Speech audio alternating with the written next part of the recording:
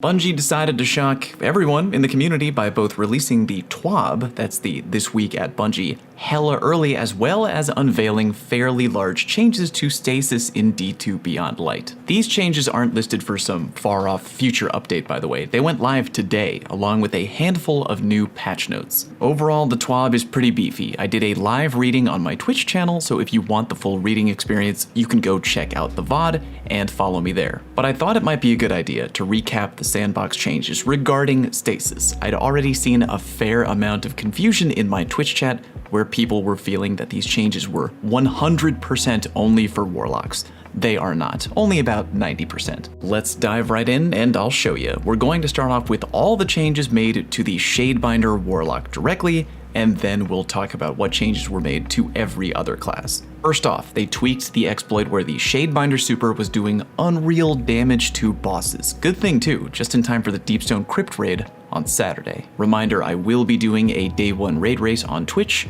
Go check it out on Saturday. Penumbral Blast, aka the new Warlock Melee ability, was tweaked in 2 ways. Projectile speed was taken down by 20%, and the range was reduced heavily from 28 meters to 16. Going into a private lobby with a few buddies, I noticed the change to the Warlock Melee right away. You won't be able to hit from absurd ranges with the Ice Orb anymore.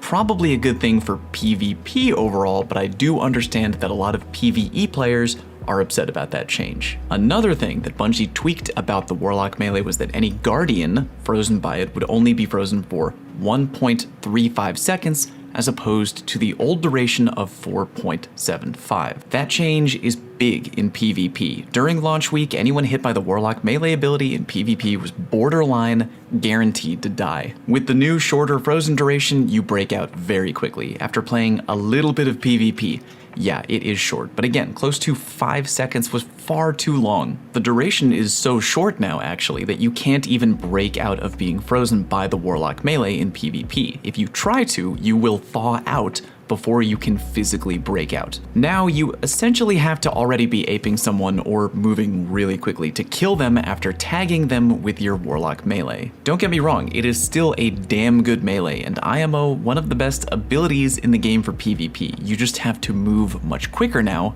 to follow up on freezing an enemy. I should mention, by the way, that change, the freeze duration of Penumbral, is for PvP only, specified in the TWAB. Your melee should still freeze PvE enemies for the full 4.75 seconds. Another Warlock change was to the Ice Flare Bolt, aka an ability currently tied to the first Warlock aspect. When you kill a frozen enemy, Ice Flare will auto seek out a brand new target to freeze, and TBH, the ability is incredibly powerful in PvP. The frozen duration time on Ice Flare has been taken down from 4.75 to 1.35. Again, that change is being made to PvP only. Your Ice Flare Bolt should still freeze PvE enemies for the full 4.75. More on the Warlock Super Winter's Wrath. The overall duration was reduced from 30 seconds to 24. Quick reminder that it will only last that long if you do absolutely nothing in your super. The Winter's Wrath heavy attack, i.e. the You Shall Not Pass, will no longer damage players who are not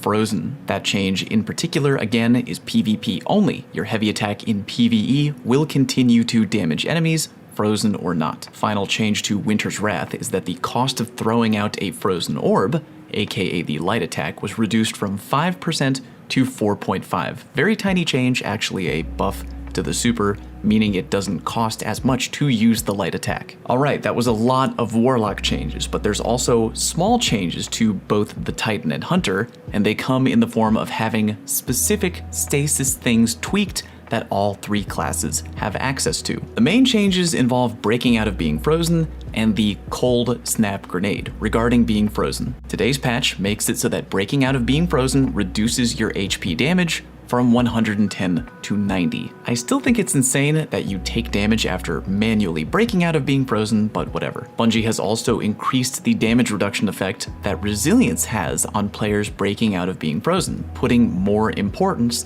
on having a higher resilience. In a private PvP lobby, I froze 2 buddies right next to each other. The Titan with a 9 resil took much less damage when breaking out of being frozen than my hunter friend with a measly 2. Take note, if you want to take way less damage from breaking out of being frozen, run high resil. Finally, we get to the cold snap grenade. In all modes, i.e. PvE and PvP, the seeker speed was taken down by 23%. In PvP only, the freeze duration was lowered from 4.75 to 1.35 seconds. Again, a big change because cold snap grenades were running wild in PvP. Remember that the full freeze duration of the cold snap has not been changed in PvE, only PvP. One final note, even though a few freeze durations have been lowered in PvP, i.e. cold snap, the Penumbral Melee, and the Ice Flare Bolt, that does not mean all freeze durations in PvP